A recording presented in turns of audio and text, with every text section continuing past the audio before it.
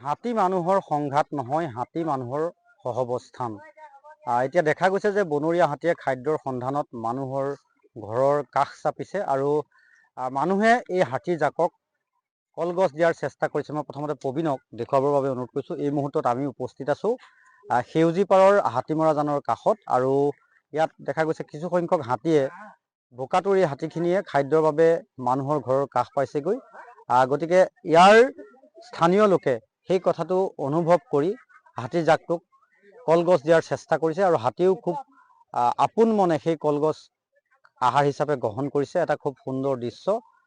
হাতীখিনিয়ে আচলতে মানুহক বিশেষ ক্ষতি কৰা নাই আৰু মানুহেও হাতীখিনিক কোনো ধৰণৰ খেদাখেদি বা অপকাৰ কৰা নাই। হাতীখিনিক খাবৰ কাৰণে কিছু কলগছ তেওঁলোকে যোগান দিছে। খুব এটা ভাল লগা কথা।